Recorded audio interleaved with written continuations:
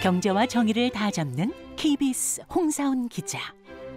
경제 정보를 이렇게 재미있게 알려드리는 프로그램은 홍사훈의 경제쇼 플러스뿐입니다. 네, 안녕하십니까. 홍사훈의 경제쇼 플러스. 저는 경제와 정의를 다 잡는 홍반장 KBS 기자 홍사훈입니다. 연초부터 들썩인 이 금값이 고공행진 계속하고 있습니다. 그런데 금하면 따라오는 또 하나의 귀금속, 바로 은이죠. 뭐 요즘 같은 시기에는 금보다도 은 투자가 더 나을 수 있다, 이런 얘기도 나오고 있는데, 그래서 오늘 금보다 은이 나은 이유는 무엇인지, 또 은 투자는 어떻게 하는 건지 좀 자세히 살펴보겠습니다. 다시 한번 모셨습니다. 골드플레이션의 저자 조기원 작가 나오셨습니다. 안녕하세요. 네, 반갑습니다. 지난번에는 금 얘기해 주셨는데 그때 아주 흥미로웠어요. 네. 오늘도 은 얘기 아주 재밌게 좀 풀어주시고, 오랜만에 그리고 나오셨습니다. 경제쇼 플러스의 질문 요정인지는 모르겠지만은 오윤혜 씨. 네, 안녕하십니까, 오윤혜입니다. 반갑습니다. 왜 이렇게 뜸하셨어요? 아니, 안 불러주시더라고요. 굉장히 위태로웠습니다. 네. 반응들이 좋더라고, 다 대신 나오신 분들이. 그러니까요. 아유, 좋았습니다. 자, 지난 5월 20일 날 조 작가님 나오셔서 금 얘기해 주셨잖아요. 네. 처음에 사실 저도 금 얘기를 이게 따분하지 않을까 했는데 굉장히 흥미롭고 예상 외로. 이렇게 안무사의 발음이 어디 은니하신 거예요? 금니하신 거예요? 왜 그래? 오늘 좀 오버하시는데. 그렇습니까? 네네. 자, 먼저 오늘 은 얘기인데. 네. 은보다도 먼저 그럼 금값은 한때는 국제시세가 2,000달러 막 넘고 그랬었는데 지금은 어떻습니까?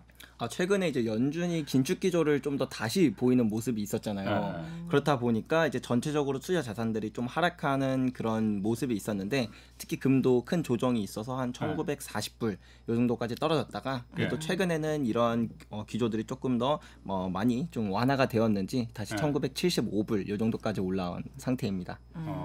그래도 비싼 거 아니에요, 그러면은? 네, 예전보다는 네. 많이 올라가 있는 상태죠. 그죠. 지금 그렇게 이야기를 해봤자 그 최고점이랑 비교하면 한 4%에서 5% 정도밖에 차이가 안 나는 수준이기 때문에 언제 이 최고점을 돌파하든 이상하지 않은 시점이다, 이렇게 생각해 볼 수 있을 것 같습니다.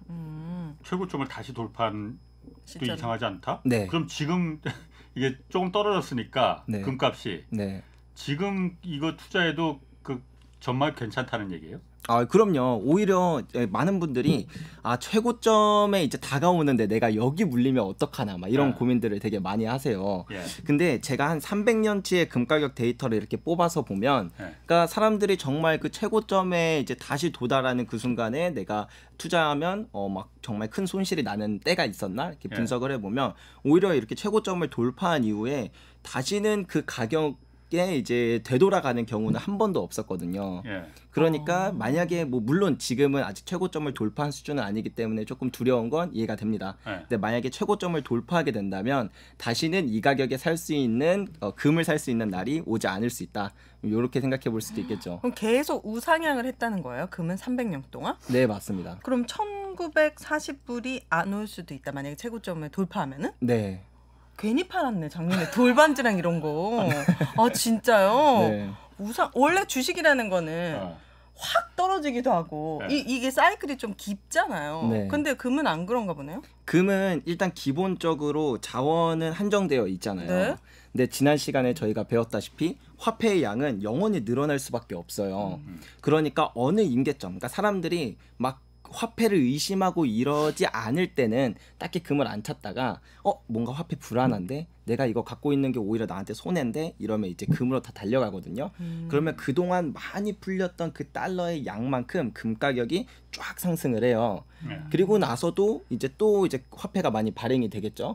그러면 이제 금 가격이 여기서 머문다고 하더라도 사실상 잠재적인 금 가격은 이 화폐가 늘어나는 것만큼 언젠가는 다시는 이 지점에 도달을 해야 되기 때문에 금 가격은 영원히 우상향한다, 이렇게 볼 수 있죠. 희소성 때문에. 네, 맞습니다. 지금 화폐가 근데 화폐는 계속 늘어나잖아요. 계속 찍으니까. 네. 금은 안 늘어나고. 네. 그러니까 주식이나 이런 건 떨어질 수 있어도 금은 장기적으로 보면 계속 우상향한다. 이렇게 단순한 원리 맞아요. 이해해도 되는 거예요? 그럼 오늘 은 얘기인데 은값은 어때요? 그러니까 항상 은은 어쨌든 금보다는 좀 덜 귀하다, 이게 머릿속에 박혀 있거든요. 네. 많은 분들이 그래요. 일단은 우리나라 사람 특성상 금을 별로 좋아하는 사람이 이렇게 많지 않은 것 같아요. 금? 네, 금도? 금이요. 네, 금도? 금도. 근데 금 은은 좋아하는 사람은 많지. 아 그런가요? 금 다 좋아하잖아요.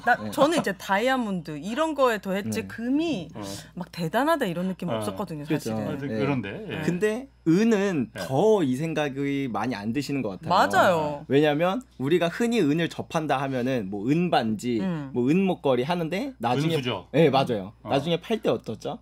똥값이죠. 팔 생각도 안 하는데. 맞아요. 네. 그냥 버려버리는 경우도 많잖아요. 네. 이렇다 보니까 야, 은 그거 뭐 완전 가격도 얼마 안 하고 나중에 팔아봐야 똥값이라서 이건 뭐 돈도 안 되는데 이런 거를 도대체 누가 왜 투자해? 은은 뭐 쓰레기야 이렇게까지 표현하시는 분들이 많이 계시거든요. 네. 근데 이 이유 자체가 사실은 은 가격만 보면은 어마어마하게 많이 올라요. 은이요? 네, 근데 이제 우리가 투자하는 방식에서 이제 은을 투자 목적으로 접근하지 않고 약간 장신구 목적으로 접근을 하다 보니까 너무 투자의 비효율성이 발생했던 거죠.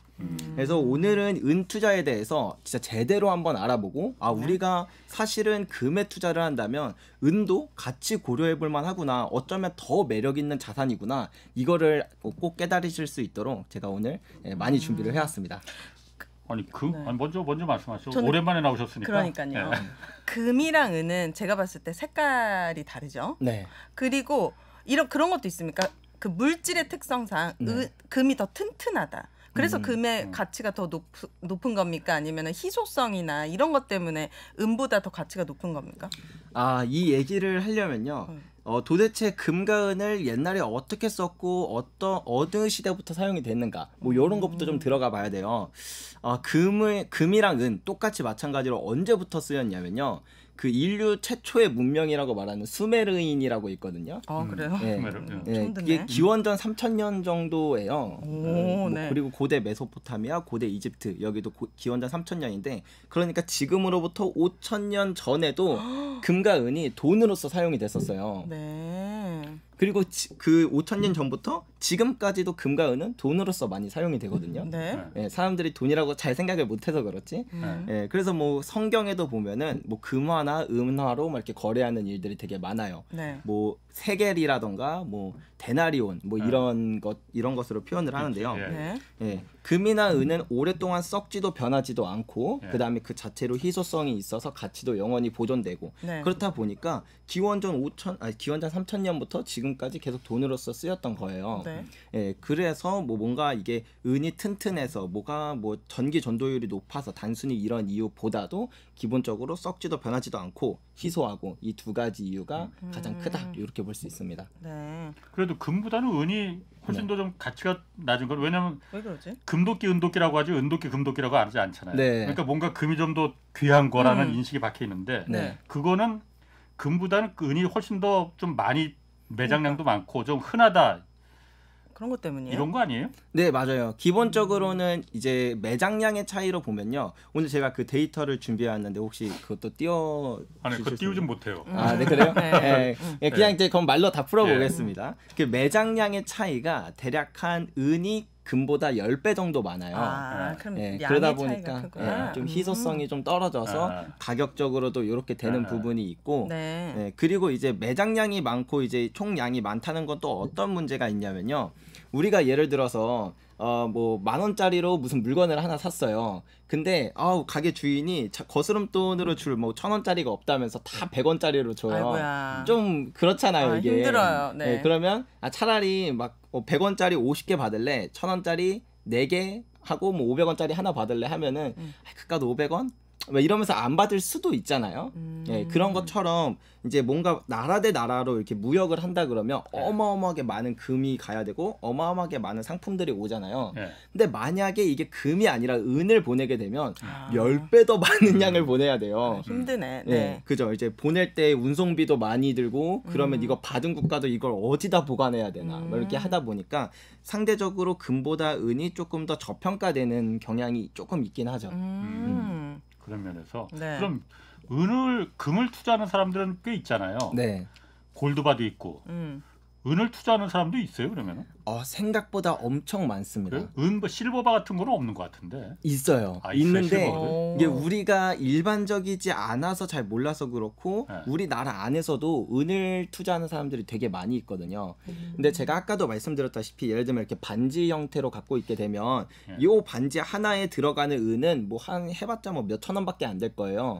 근데 사람이 이걸 이렇게 수공하고 하는데 드는 비용이 5만 원이니까 나중에 이 반지를 팔 때는 수공비는 빼고 은값만 받잖아요. 네. 그러니까 난 5만 원짜리 반지를 샀는데 나중에 팔 때 5천 원밖에 안 받았다. 이래서 똥값 얘기가 나오는 거고 네. 만약에 우리가 뭐 실버바의 형태로 사게 되면 그 수공비 자체보다 은의 함량이 훨씬 높기 때문에 사고 팔 때 그런 거래 비용이 생각보다 많이 줄어들게 되죠. 그리고 이게 이제 은 투자를 안 해보셔서 모르시는데 이제 은을 진짜 많이 투자하시는 분들은 이거 일반인은 절대 모르실 거예요. 그래뉼이라는 게 있거든요. 뭐라고요? 그래뉼? 그래뉼. 그래뉼? 네. 그래뉼 이게 처음 들어요. 진짜 은 투자를 제대로 하시는 분들은 보통 이런 걸로 투자하시는 경우가 많아요. 이게 뭐냐면 우리가 예를 들면 이렇게 은반지를 만든다고 쳤을 때 이 은반지에 들어가는 은을 어디서 가져올까요? 은광. 은광. 아니 금발을 넘어서는 은광이요? 은이 은광에서 나지 어디서 나? 은 공장.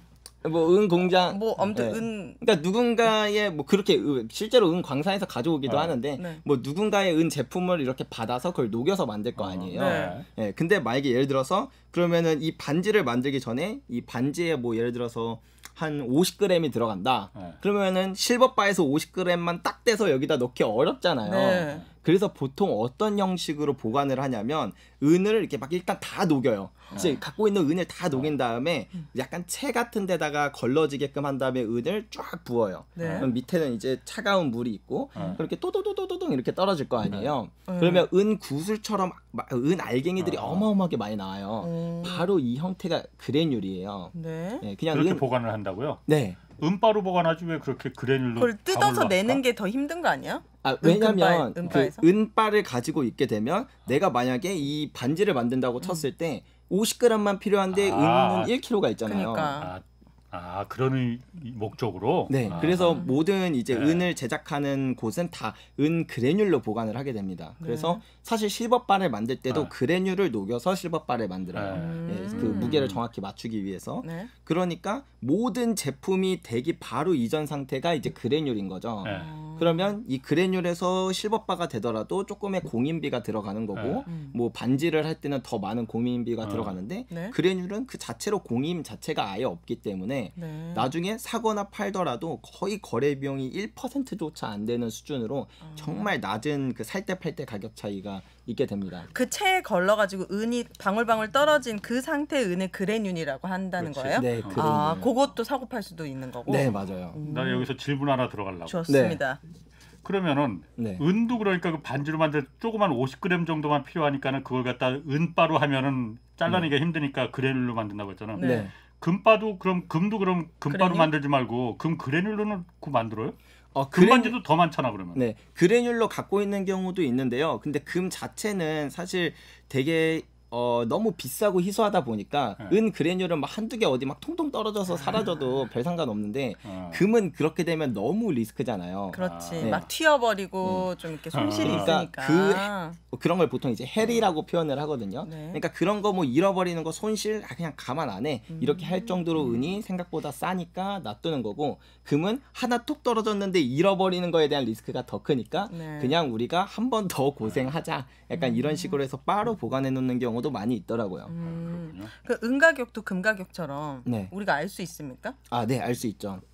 흔히 많은 분들이 뭐 investing.com 이런 곳에서 이제 가격을 보잖아요. 네. 거기서도 이제 은 가격이 트로이온스당 이제 얼마인지 이렇게 표시가 되는데 지금은 대략 한 24불 정도니까 우리나라 돈으로 한 3만 원 조금 안 되는 돈이지 않을까. 그 뭐야? 금이 1940불이라 했잖아요. 네. 은이 같은 용량의 24불이요? 네. 차이가 많이 나네. 네. 그래서 사실 이 얘기도 네. 제가 오늘 그 은을 왜 얘기할 건지에 대해서 한 총 3가지를 말씀드릴 건데요. 이게 얘기가 나온 김에 잠깐 말씀을 드리면 은이 지금 인류 역사상 거의 가장 저평가된 시기입니다. 지금요? 네. 왜일까요? 이유가 왜? 있을 것 같은데. 방금 그 가격에 있어요. 어. 네. 가격이 네, 차이가 되게 많이 나잖아요. 네. 금이랑.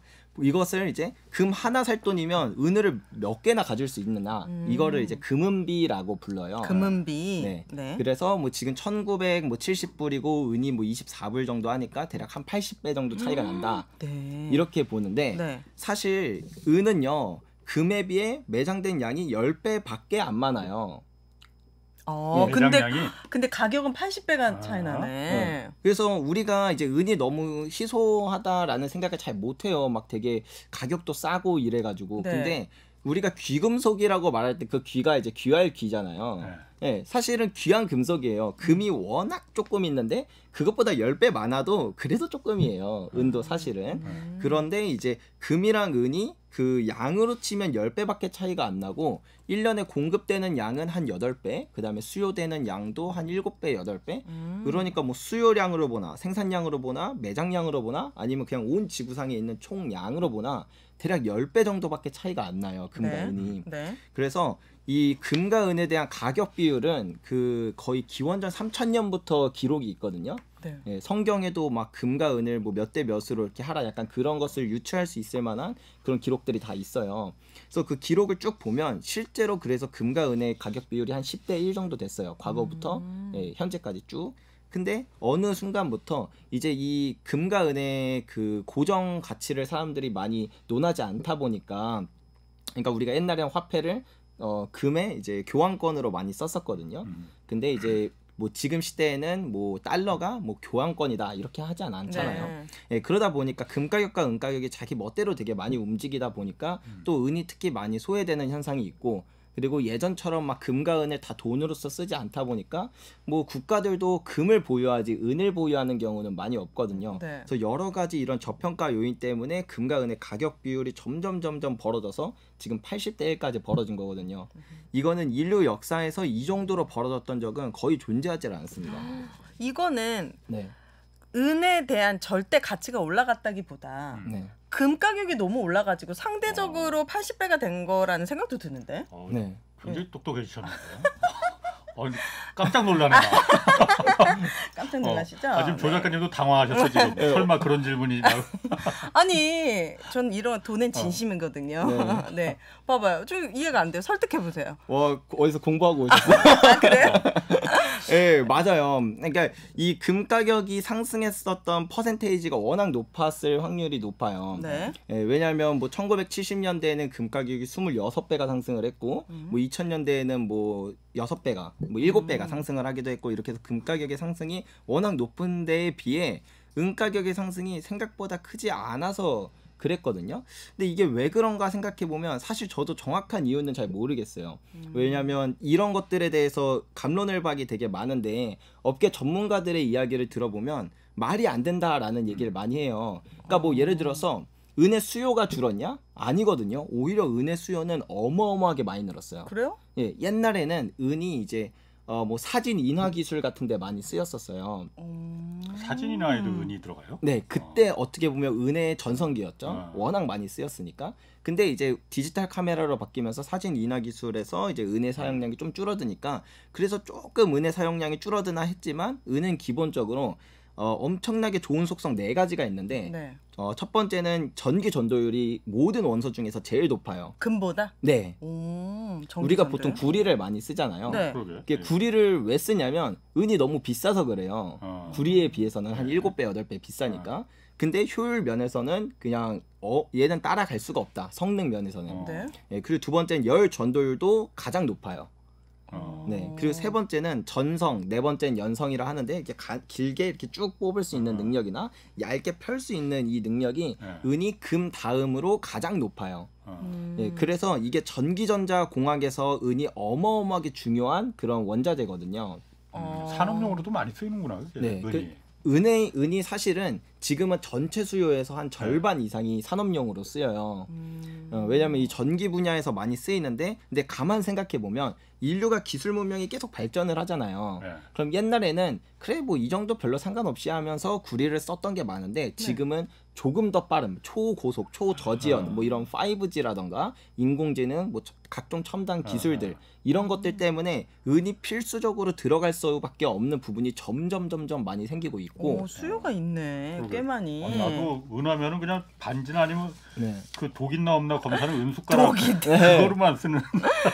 아 진짜 가치가 있네요. 산업용으로도 수요도 있고 계속. 그리고 거기에 더불어 우리가 이제 기후 위기다 해가지고 요즘에 뭐 그런 반환경적인 기업들을 규제하고 친환경적인 기업들을 되게 많이 지원하고 있잖아요.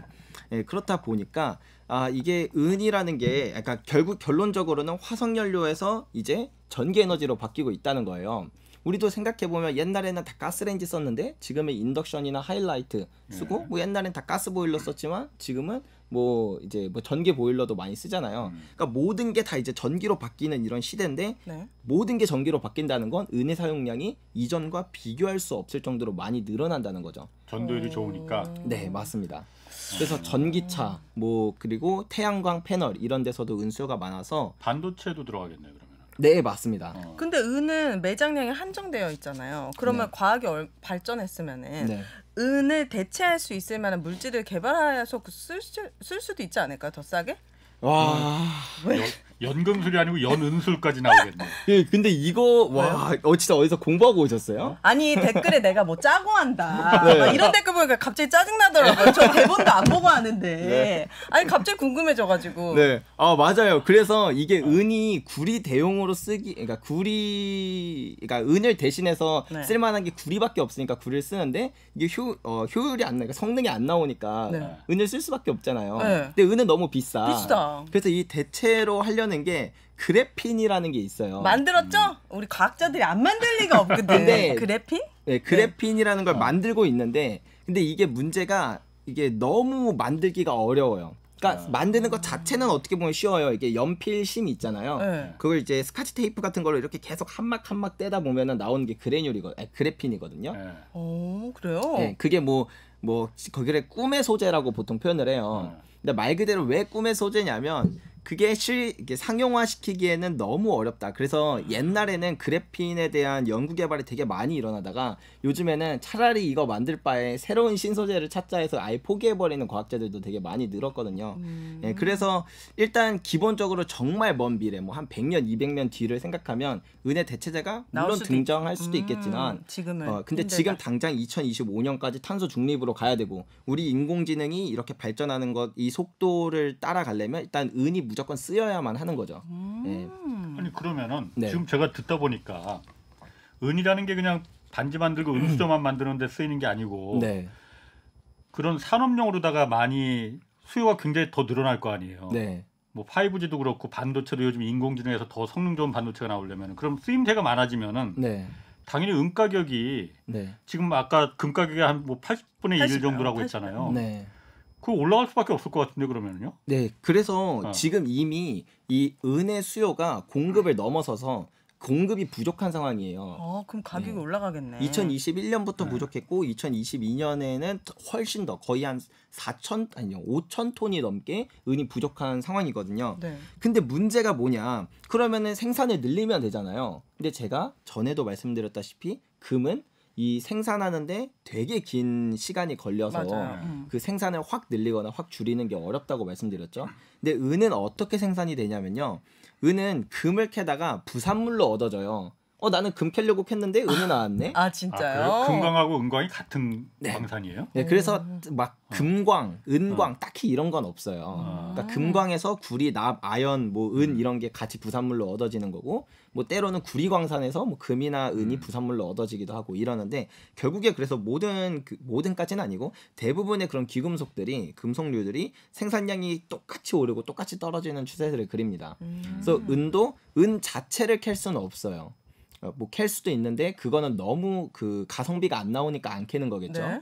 예, 그래서 앞으로 뭐 기후 위기다 뭐다 해서 이 기업들이 공급량은 더 줄어들 수밖에 없는데 수요는 지금 이게 감당이 안 될 정도로 너무 빠르게 상승을 하고 있다는 거죠. 그래서 장기적으로 보면 일단 기본적으로 제가 원래는 이 차트를 좀 준비했으면 좋았는데 금 가격이랑 은 가격을 딱 겹쳐서 보잖아요. 그러면 오를 때 똑같이 오르고 떨어질 때 똑같이 떨어져요.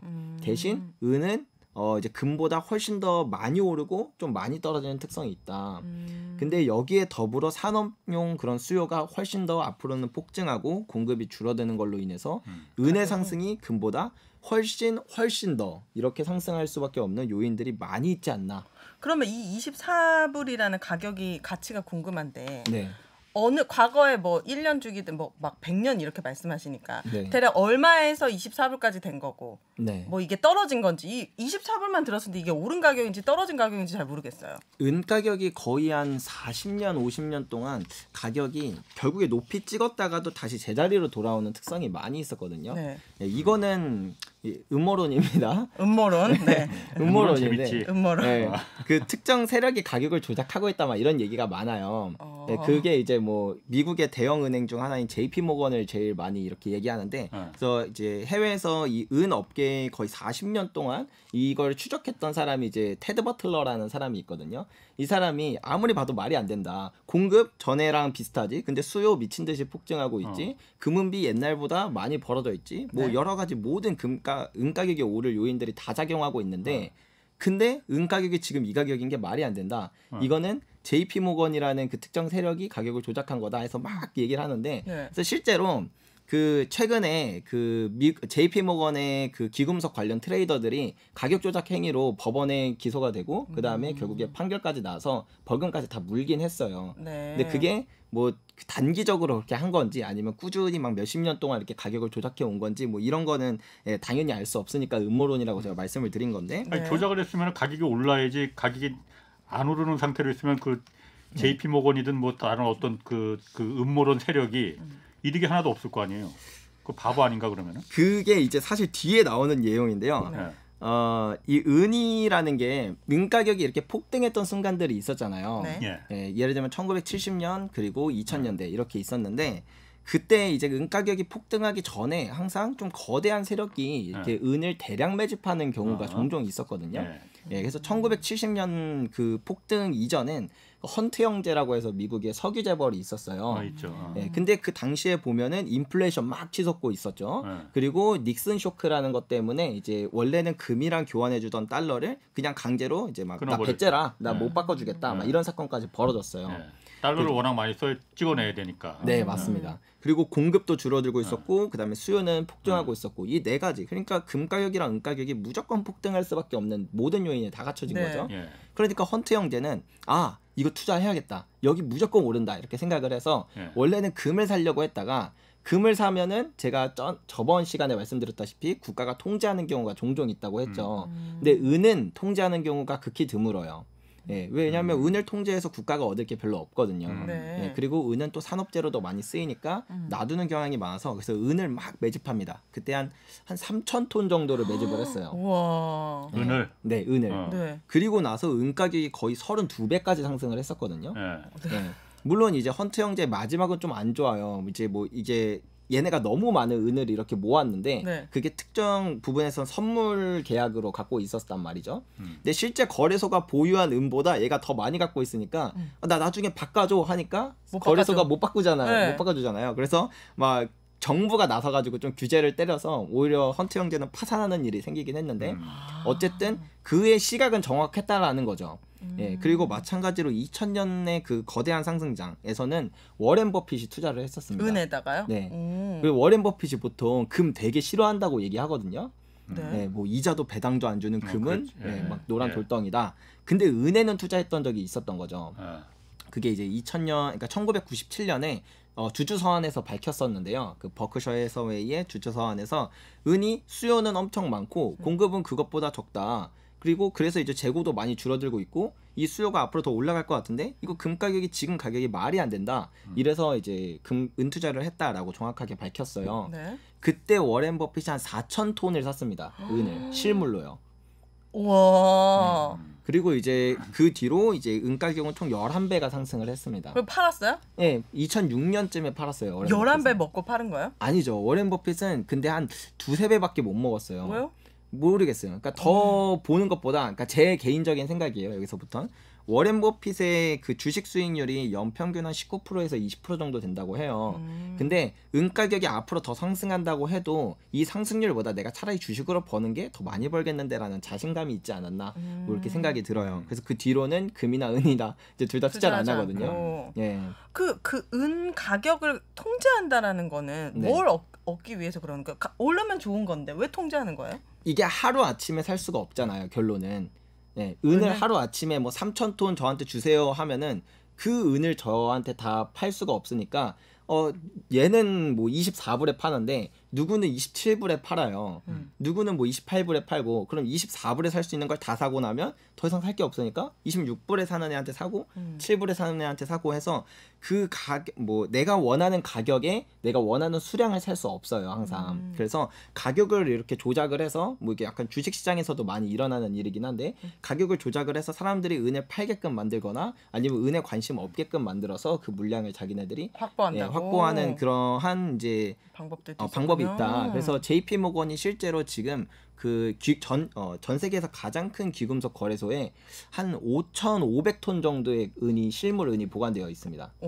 예, 이거는 실제로 다 확인 가능하고, 그래서 단일 주체로 치면 워렌 버핏이나 헌트 형제보다 훨씬 더 많은 양을 실물로 보유하고 있죠. JP 모건이 네. 참 가서 나한테 24불만 원치만 팔라고 하면 팔아요? 안 팔아요? 안 팔아요? 돈 준다는데 안 팔아요? 뭔가 가치가 있다고 판단하니까 그렇게 몇천 톤을 보관해 놓는 거군요. 네, 근데 지금의 상황을 생각해 보면 1970년대나 2000년대나 똑같이 실질금리 마이너스죠. 그리고 공급량 줄어들고 있죠. 은의 수요 폭증하고 있죠. 이 모든 요인들, 그러니까 은이 상승할 수밖에 없는 모든 요인들이 1970년대나 2000년대나 지금이나 똑같아요. 그래서 지금 이 시그널을 보고 JP 모건이 이렇게 모은 건지 뭐 아닌지는 정확하게 알 수는 없어도 어쨌든 시기적으로 비슷하고 그 비슷한 시기에 또 이런 거대 세력의 매집이 있다라는 걸 보면서 조금 더 뭐 투자의 확신을 얻는데 도움이 되지 않을까라는 생각도 듭니다. 그럼 1970년대고 2000년대 그때는 은값이 확 올랐었고, 그럼 실제로. 네. 그럼 지금이 그 세 번째 사이클이 될 가능성이 높다라고 보시는 거군요. 네, 맞습니다. 그래서 JP 모건도 그렇게 네. 지하 금고에 5,000톤씩이나 하자고 은을 쟁여두고 있고, 야, 음모론이 그럴듯하게 막 아귀가 딱딱 맞았더라고요. 그러니까요. 은 가격의 최고점은 얼마였는데요? 최고점은 50불이었습니다. 50불. 그럼 지금 반이네? 가격으로 따지면은 뭐 얼마 차이가 안 난다고 느껴지겠지만, 2배 아니에요? 예, 근데 이게 왜 50불까지밖에 안 간다고 생각하느냐? 예를 들면은 우리가 옛날에 1달러는 한 1913년에 1달러는 허쉬 초콜릿을 한 26개인가 살 수 있는 돈이었어요. 근데 지금 1달러는 맥도날드의 작은 커피 한 잔 정도밖에 못 먹는 돈이거든요. 그러니까 1970년대의 고점이었던 50불과 지금의 50불은 가치 자체가 다르다는 거죠. 그런데 그치. 예, 그러면 지금 만약에 그 1970년대만큼의 상승이 있다라고 가정을 한다면 지금은 뭐 360불이나 뭐 그 정도가 돼야 정상인 거죠. 근데 우리가 JP 모건을 이길 수 있을까요? 은에 투자해가지고 그 뚫을 수 있을까요? 아니 그럼요. 그래요? 이 어쨌든 거대한 흐름은 절대 그 누구도 바꿀 수는 없어요.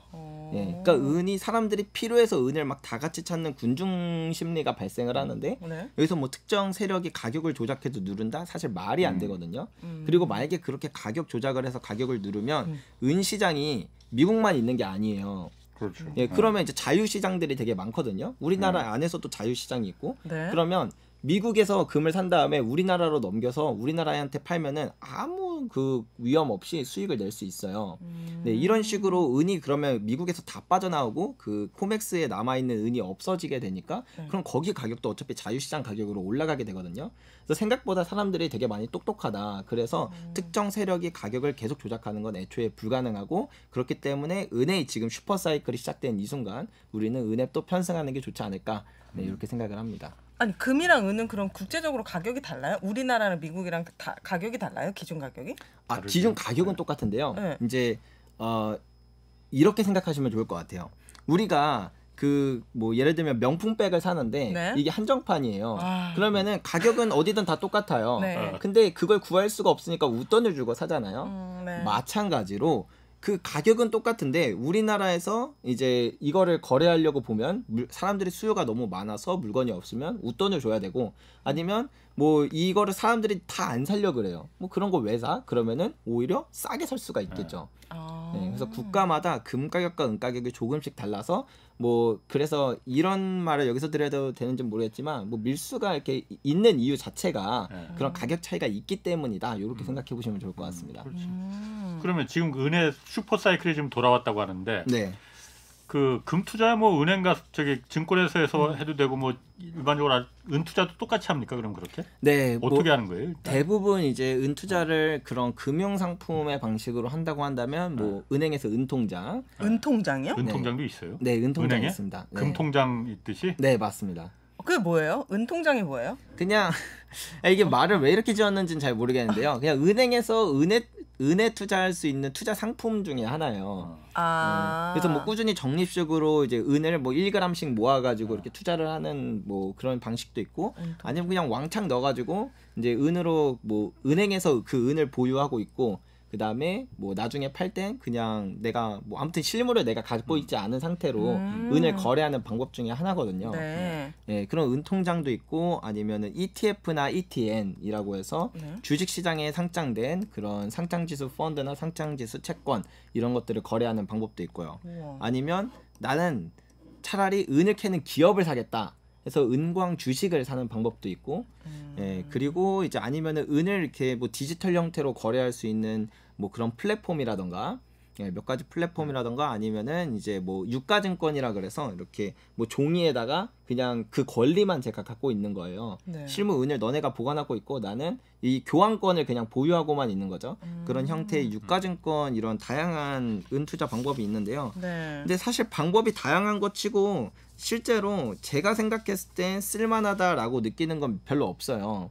예, 그나마 제가 볼 땐 쓸만하다 하면은 이제 ETF나 ETN 정도.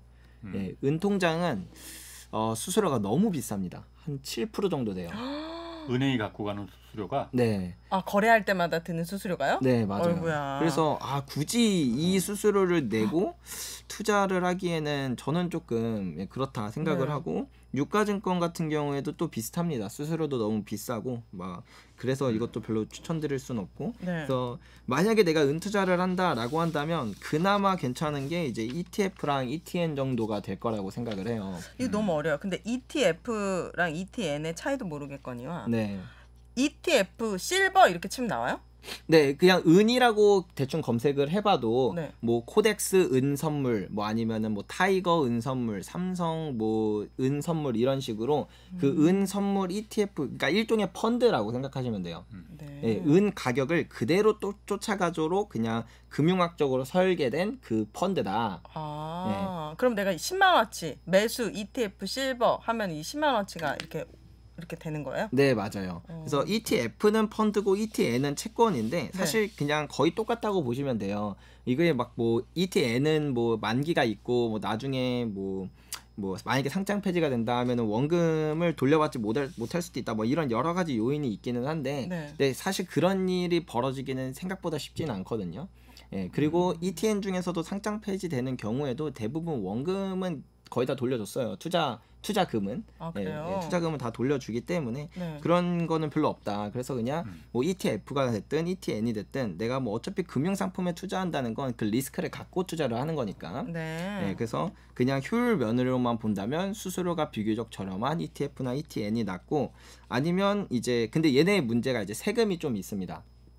그래가지고 세금이요? 예, 우리나라 거는 배당소득세 15.4%, 해외 거는 양도소득세 22%. 그러니까 수익의 뭐 15.4%나 22%를 내야 하는 거죠. 근데 은 같은 경우에는 금보다 상승률이 더 커요.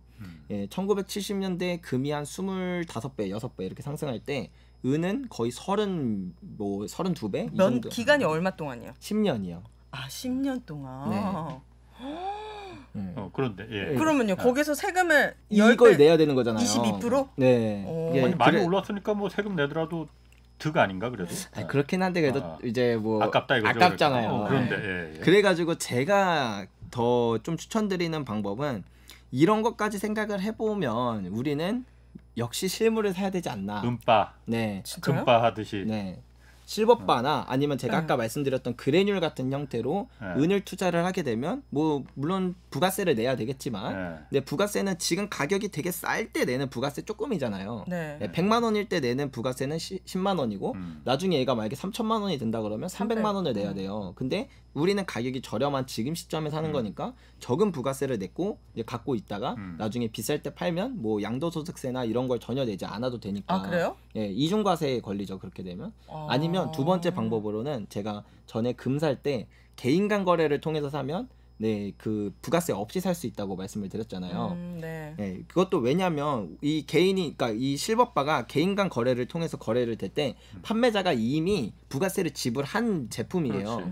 네, 그렇기 때문에 이게 개인 간 거래에서 거래를 하더라도 부가세를 안 내도 되는 거거든요. 네, 여기서 만약에 부가세를 부과한다 그러면 그건 이중과세라는 형태가 되기 때문에 네, 이건 잘못돼서 부가세를 안 내도 됩니다. 그래서 실버바도 개인 간 거래 시장에서 어마어마하게 많이 거래가 됩니다. 실버바 하나에 얼마인데요? 한 100만 원 합니다.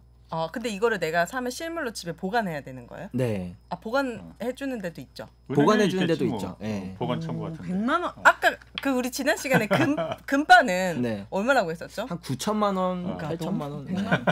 한 3개 정도. 그렇구나. 은수저로 보관해도 돼. 이러시 그 관리 안 해주면 까매지는 거 아시죠? 그 맨날 닦아줘야 돼요.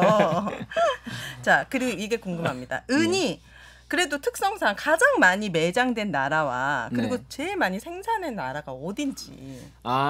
은 우리나라에서도 나지 않아요? 우리나라에서도 조금 나죠. 근데 조금밖에 안 나나? 예, 우리나라는 보통 광산에서 채굴하기보다는요. 이제 도시광산이라고 혹시 들어보셨나요? 아니요. 예, 그 도시에서 금속을 이렇게 광산처럼 금속을 채굴한다 이런 거거든요. 가전제품 이런 데서 네, 맞아요. 네. 네. 우리가 이제 반도체나 뭐 모든 전자제품에는 대체로 금이나 은이 조금씩은 들어가요.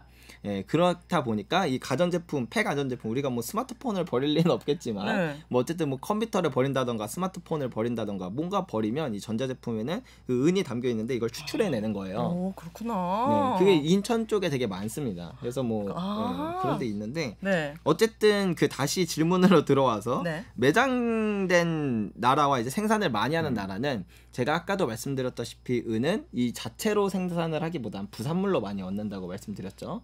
그래서 기본적으로 금이 많은 국가, 금을 많이 생산하는 국가가 이제 은도 많이 가져가게 되는데, 그래서 뭐 대략적으로 한 5개 국가만 뽑자면 예, 중국, 러시아, 그다음에 캐나다, 페루, 칠레 요 정도가 있습니다.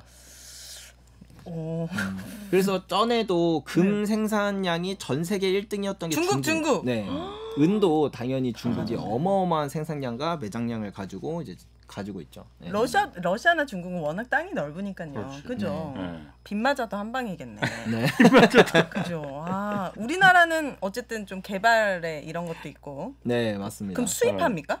네, 은을 대부분 수입을 하는 경우가 많고요. 그렇게 수입해서 들어온 은이 우리나라 안에서 재사용되는 게 많죠. 근데 또 가끔은 우리나라 은이 해외로 많이 수출되기도 해요. 우리나라 사람들이 특히 해외보다도 더 은에 대해서 경시하는 경향이 있거든요. 근데 이거는 뭐 그냥 국민의 어떤 뭐 금융 지식이라던가 이런 문제가 아니라 제가 봤을 땐 부가가치세 때문에, 그러니까 부가가치세라는 그 특별한 함정이 있어서 그거를 내고 굳이 금과 은을 투자하고 싶지 않게 만든 거죠, 국민들을. 다른 나라는 부가가치세가 없습니까? 없죠. 그러니까 다 없는 건 아닌데요. 없는 국가들도 많고, 그리고 요즘에는 오히려 그걸 다 폐지하는 방향으로 가고 있어요. 부가가치세가 뭐예요? 부가가치세가 없는 나라도 있어요? 많습니다. 아니 물건에 따라서 그야말로 이거 가치가 이전되면 거기에 대해서 국가가 거기에 대해서 세금을 부과하는 거잖아요. 한국은 10%고 미국은 그게 또 더 비싸요. 그러니까. 부가세. 자, 그럼 이렇게 한번 가볼게요. 부가가치세에 대한 논란이 어마어마하게 많아요. 근데 논란은 많죠. 모든 사람에게 다 적용되는 세금이니까. 그래서 굉장히 착취적인 세금이라고도 말은 하긴 해요. 근데 귀금속에 대한 부가가치세는 원래는 없어야 되는 게 정상이거든요. 그러니까 첫 번째 이유는 금과 은은 그 자체로 돈이에요. 우리가 돈이라고 생각을 안 해서 그렇지 돈이 맞거든요. 돈이죠. 그래서 미국 조폐국이나 아니면 캐나다 조폐국에서는 그 진짜 법정 주화로 금과 은을 만들어요. 그러니까 이거는 돈 그 자체인데, 만약에 그러면 이것도 돈이고 내가 가지고 있는 원화도 돈인데 이걸 서로 바꾼다 그래서 거기서 부가가치세 말이 안 되잖아요. 예, 그래서 이 금과 은을 부가가치세를 내는 건 잘못됐다. 그렇게 너네들이 만약에 이거를 부가가치세를 내고 싶다면 내야 되는 게 맞다라고 한다면 국가들이 지급수단으로 금을 갖고 있으면 안 되는 거죠. 지급수단이라는 건 돈이라는 건데. 네. 그러니까 금이나 은에 대해서만 부가가치세가 없는 나라가 있다 이거죠. 그러니까 다른 일반 물건이 아니고. 네, 맞습니다. 제가 아까 잠깐 다른 생각. 흥분하셨군요, 지금. 그러니까 금이나 은은 이게 화폐로서의 기능을 하니까 화폐에 무슨 부가가치를 갖다 더 세금을 걷느냐. 그리고 또 두 번째는 그럴듯하네. 이렇게 가볼게요. 어쨌든 부가가치세는 한번 이제 내는 거잖아요. 이 부가가치라는 게 뭔가 부가적인 그런 가치가 부여됐을 때 세금을 내는 거다. 예를 들면 이 물컵을 이게 1,000원짜리면 여기에다가 뭐 내가 뭐 요리를 해서 이 물컵에다가 뭔가 이제 제가 뭐 여러 가지 디자인을 해서 뭐 500원이라는 부가가치가 생기면 여기에 대한 세금을 붙이는 거잖아요. 근데 이 금을 처음에 정말 최초에 우리나라 들어올 때 뭐 이거 완전 그것까지 가면 좀 그러니까 어쨌든 들어올 때 여기에 뭐 세금을 냈다고 치죠. 부가가치세를. 그러면 그 다음에 팔 때는 내가 똑같은 가격에 들어와서 똑같이 파는데 부가가치가 창출된 게 하나도 없단 말이죠. 근데 여기에 왜 똑같이 부가세 10%를 또 내야 하는가? 이거는 사실 이상한 거죠. 그러니까 부가가치세를 이런 식으로 하면 금 하나, 진짜 아무것도 변하지 않은 그 금 하나에 부가가치세를 막 100번, 1000번, 10,000번을 내는 거예요. 아, 그래요? 네. 그러면 이래도 됩니까? 내가 미국에 가서 은바 5개를 삽니다. 부가가치세 없지. 550만 원인데 500만 원에 삽니다. 이거를 들고 들어옵니다. 그럼 걸립니까? 일단 관세를 한번 내야 되고요. 관세. 그리고 두 번째는 부가가치세를 우리나라에서 또 내야 돼요. 거기에 대한 부가가치세는 두드려 맞겠네. 안 내려다가 맞는 게 아니고 들어가. 근데 이런 얘기를 드려도 되는지 모르겠는데. 그러면 안 하시는 게 좋을 거예요. 여기는 KBS 1 라디오거든요. 듣고 싶어요. 뭐 한 번 그러니까 우리가 아닌 것 같으면 우리가 편집할게.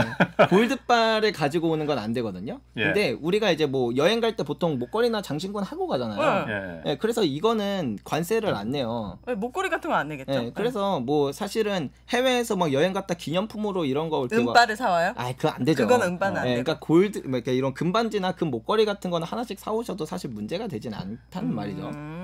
이거는 장신구니까. 그러니까 그게 나갈 때 그거 다 그 신고하고 나가잖아요. 그러니까 예를 들어서 백이나 뭐 장신구나 이런 거는 나갈 때나 이런 거 차고 갔으니까는 들어올 때 똑같은 거 차고 나니까 이거 사고 오는 거 아니야라고 신고하고 나가는 거잖아요. 아니요, 저 얼마 전에 갔는데 그 나갈 때 뭐 그런 거 신고해요. 아니 그런 고가. 그냥 그래요? 뭐 몇만 원짜리 말고 그 비싼 시계나 이런 거 차고 나갈 때 이거 신고해요? 차고 나가니까는 나 이거 왜냐면은 해외에서 예를 들어서 100만 원짜리 어떤 싼 시계를 샀는데 한국에선 그게 만약 1,000만 원이야.